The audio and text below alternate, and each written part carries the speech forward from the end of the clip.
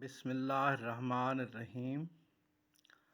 عزیز طلبہ، میں ایک دفعہ پھر آپ کو یہ چیپٹر نمبر 1 جو ہے وہ ریوائز کروا رہا ہوں۔ آپ کو پتہ ہے کہ کرونا کی وجہ سے ہماری تعلیمی سرگرمیاں معطل ہیں، تو آپ کے لیے، آپ کی سہولت کے لیے میں یہ یوٹیوب کے اوپر، فیس بک کے اوپر اور کالج کے لنک کے اوپر بھی اپلوڈ کر رہا ہوں۔ تو میں نے آپ کو بتایا تھا کہ شارٹ ہینڈ کی تعریف، کہ شارٹ ہینڈ بیسیکلی ایک فن ہے جو بولی گئی آواز کو لکھے ہوئے اشاروں سے ظاہر کرتا ہے۔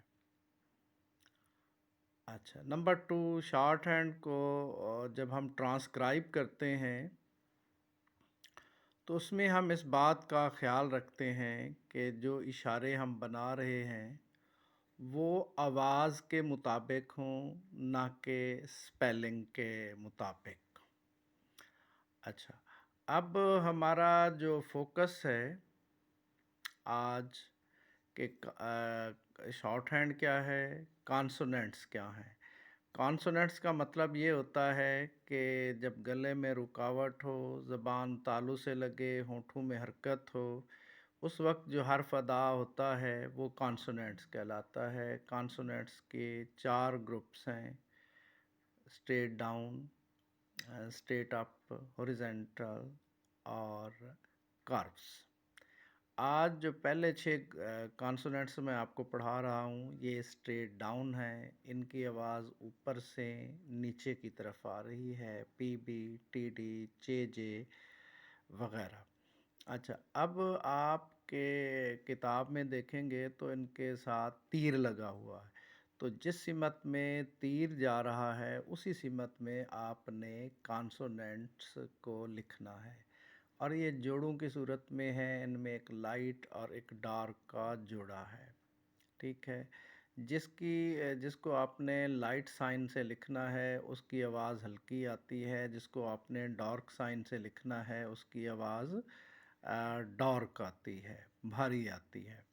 اچھا، اب اسی چیپٹر میں آپ کو میں نے جوائننگ کے بارے میں بھی پڑھانا ہے کہ جوائننگ آف کانسوننٹس کیا ہے، کہ جب ہم 2 کانسوننٹس کو آپس میں ملاتے ہیں تو وہ کیا کہلاتا ہے، جوائننگ آف کانسوننٹ۔ اس میں ایک کانسوننٹس کو لائن پر رکھتے ہیں اور دوسرے کو لائن سے نیچے، ٹھیک ہے نا جی۔ جہاں پہ پہلا ختم ہوتا ہے وہاں سے دوسرا شروع ہو جاتا ہے، اور اس کو ملاتے ہوئے ہم درمیان سے پین یا پینسل وغیرہ نہیں اٹھاتے۔ یہ آپ ایگزامپل دیکھ رہے ہیں یہاں پر بڑا کلیئر دیا ہوا ہے۔ اچھا، اب ایک اور ٹاپک ہے اس چیپٹر میں، وہ ہیں جی شارٹ فارمز۔ شارٹ فارمز کیا ہوتی ہیں کہ ایسے الفاظ جو انگلش میں بکثرت استعمال ہوتے ہیں ان کو ہم شارٹ ہینڈ میں چند مخصوص نشانات سے ظاہر کرتے ہیں، یہ شارٹ فارمز کہلاتی ہیں۔ اب اس چیپٹر میں دیکھیں کہ آپ کو بی، ٹی، it, do, which, to, but وغیرہ جو ہیں وہ شارٹ فارمز نظر آ رہی ہیں۔ اس کے علاوہ اسی چیپٹر میں ہے جی فریزنگ۔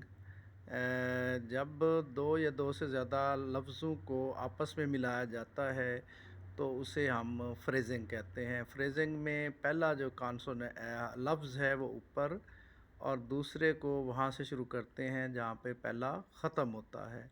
اچھا، فریزنگ سے کیا ہوتا ہے کہ ہماری سپیڈ میں اضافہ ہوتا ہے، ہمارے جو سپیڈ میں اضافہ ہوتا ہے، اور فریزنگ کرنے سے ہمارا ٹائم بڑا بچ جاتا ہے، اور آؤٹ لائنیں جو ہیں وہ بھی خوبصورت نظر آنی چاہیے۔ اب دا جو ہے اگر فقرے کے شروع میں ہوگا تو اسے ڈاٹ سے ظاہر کریں گے، درمیان میں اور آخر میں ہوگا تو اسے ٹک سے ظاہر کریں گے، اور یہ ٹک کسی بھی سمت میں لگائی جا سکتی ہے جہاں پر آسانی سے استعمال ہو سکے۔ اچھا، اب آپ نے یہ دیکھا ہوگا کہ پنکچویشن میں آپ استعمال کرتے ہیں، فل سٹاپ کو کثرت سے استعمال کرتے ہیں، فل سٹاپ کو ہم اور بعض لوگ جو ہیں وہ پیریڈ بھی کہتے ہیں، یہ کراس کے نشان سے، اور کراس کے نشان کے اوپر آپ نے کوشچن مارک لگایا اور ایکسکلیمیشن، ہیفن، ڈیش اور بریکٹس وغیرہ۔ اچھا، اب اس چیپٹر میں 2 واولز استعمال ہوئے ہیں۔ اب جب آپ نے آؤٹ لائن بنانی ہے تو پہلے کانسوننٹ لکھنا ہے اور اس کے بعد آپ نے واول لگانا ہے۔ 2 واول اس میں استعمال ہو رہے ہیں، اے اور آئی۔ اب ان کی آواز جو ہے وہ گلے کے درمیانے حصے سے آ رہی ہے، اے کی بھی اور آئی کی بھی۔ تو آپ نے پہلے کانسوننٹ لکھ لینا ہے، اس کے بعد آپ نے واول سائن لگانا ہے، ٹھیک ہے؟ تو اس حوالے سے جو بھی آپ کو ایشو ہو آپ نے میرے واٹس ایپ پر مجھے وائس میسج کر دیں گے، میں آپ کو سمجھا دوں گا۔ اب جب آپ یہ لفظوں کی پریکٹس کر لیں گے تو پھر آپ نے ایکسرسائز کو بھی کرنا ہے۔ ایکسرسائز میں سے چند جملے آپ کر لیں گے تو جس سے آپ کو بھی اور مجھے بھی اندازہ ہو جائے گا کہ آپ کو جو چیپٹر ہے وہ صحیح طریقے سے یاد ہو گیا ہے۔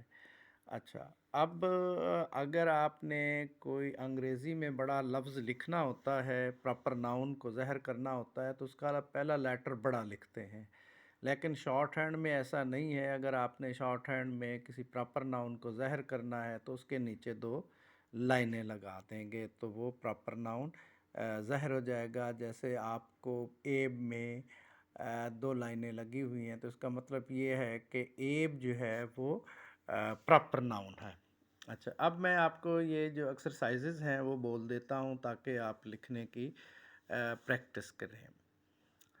ایب page paid it but Ted day paid it comma 2 full stop.